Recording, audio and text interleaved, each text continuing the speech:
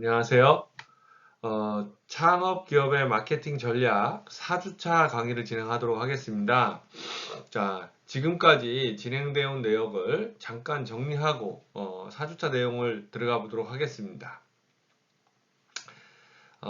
맨 처음 첫 주차에 창업 기업의 마케팅 전략을 말씀을 드리면서 새로 시작한 기업이거나 아니면은 각 기업에서 새로운 사업 단위를 분사해서 전개를 할 때는 마케팅 전략이 필요하다. 이 마케팅 전략은 기업이 가지고 있는 5가지 자원 중에서 중요한 자원 중에 하나로 구분이 된다라고 말씀을 드렸어요.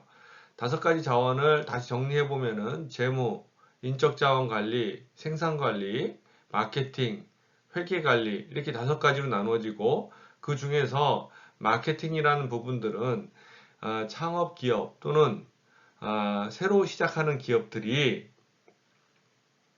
시장에 어떻게 마케팅을 전개할 건지를 크게 위에서 아래로 물이 흐르듯이 전개하는 방법을 수직적 마케팅의 전개다라는 말씀을 드렸고, 수직적 마케팅의 전개는 크게 기업 단위 전략, 사업 단위 전략, 시장을 세그멘테이션 타겟팅 포지셔닝하는 거, 그리고 메카시의 포피로 시장을 컨트롤하는 거, 이 4가지다라고 말씀을 드렸습니다. 자, 2주차에는 우리가 마케팅의 발전 단계를 들여다보고 마케팅 역사를 100년으로 구분해서 봤다라고 말씀을 드리고요. 그리고 그러한 마케팅의 개념이 최근에는 미개척 니즈, 미개척 시장, 미개척 고객으로 확장해가는 부분이 중요하다. 그래서 두 번째 시간에는 수직적 마케팅의 개념에 대해서 세부적으로 말씀을 드렸습니다. 그리고 세 번째 시간에는 본격적으로 창업 기업의 전략 방향을, 마케팅 전략 방향을 설정하는 방법을 말씀을 드렸는데요.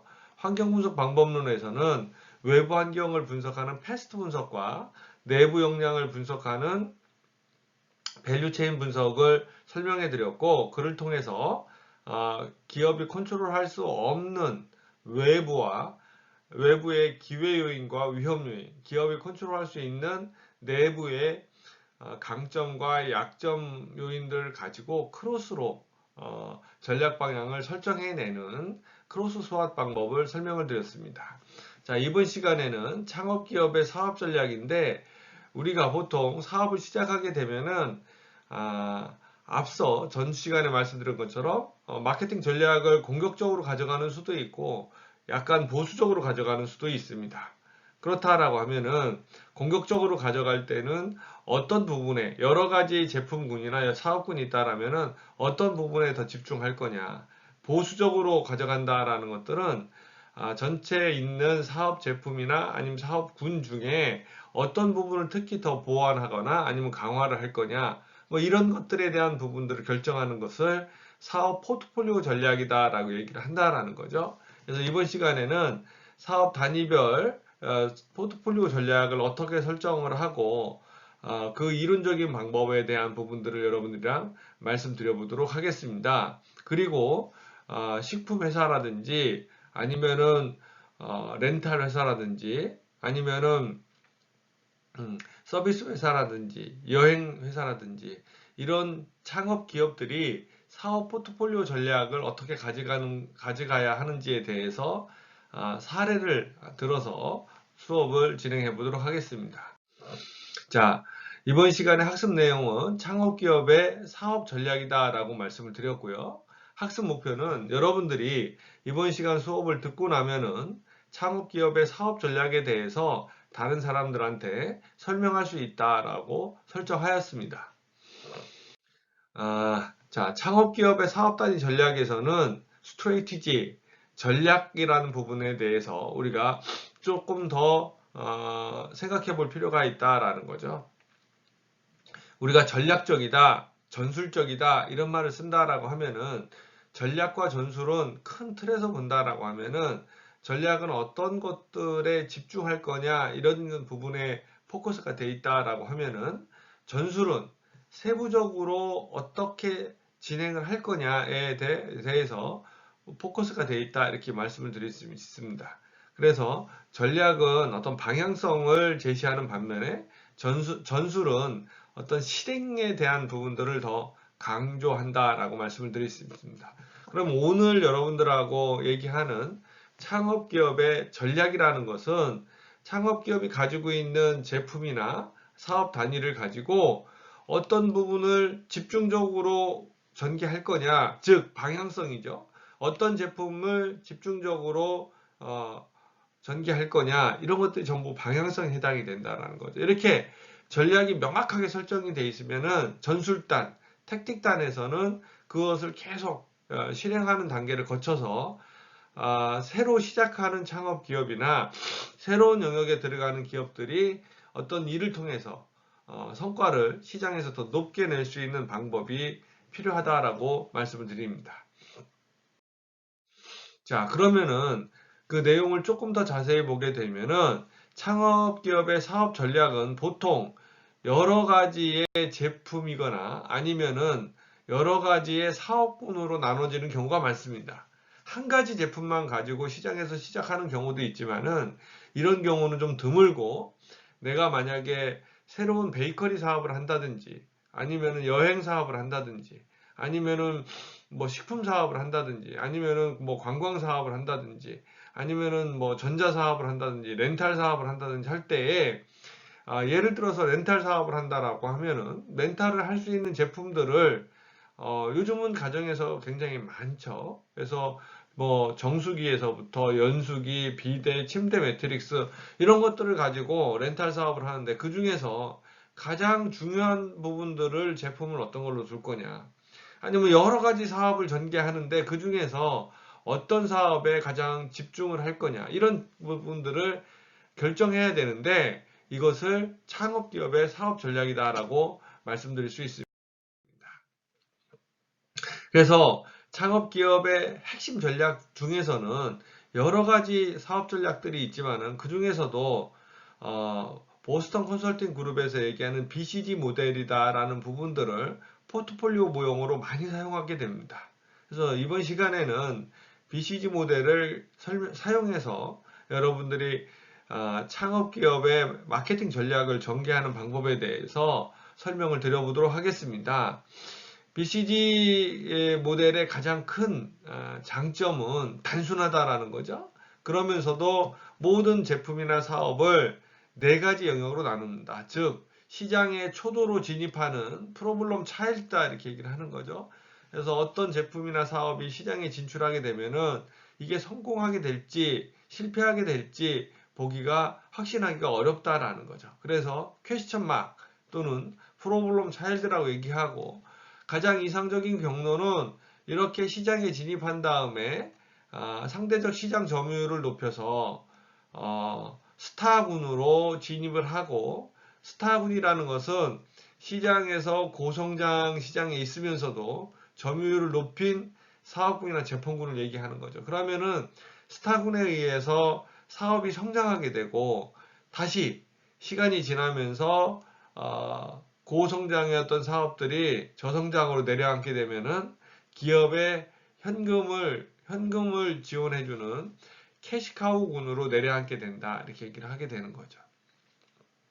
그래서 아까 말씀드렸던 것처럼 이 BCG 모델을 창업기업의 마케팅 전략에서 쓰는 가장 큰 이유는 우선 아주 심플하게 두 가지 요소만 보면서 시장 성장률과 세로축에는 시장 성장률을 사용하죠. 가로축에는 상대적 시장 점유율이라는 두 가지 요소만 가지고 시장을 명확하게 네 개의 영역으로 나눌 수 있다. 즉 퀘스천 마크, 스타, 캐시카우, 도구, 이렇게 네 가지로 나눠주기 때문에 이렇게 나눠준 제품군을 가지고 어떻게 마케팅을 전개할 거냐에 대한 인사이트를 가져갈 수 있다라는 거죠.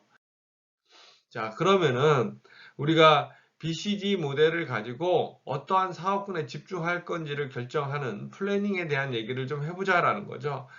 실제로 많은 창업 기업들이 시장에 진입을 했었을 때에 어떤 때는 A 제품이 굉장히 중요하다라고 해서 집중을 하다가 달이 바뀌고 나면 다시 B 제품에 집중하는 경우도 있습니다. 또는 어떤 해에는 A 사업군에 집중하다가 해가 바뀌면은 B 사업군에 집중하는 경우도 있다라는 거죠.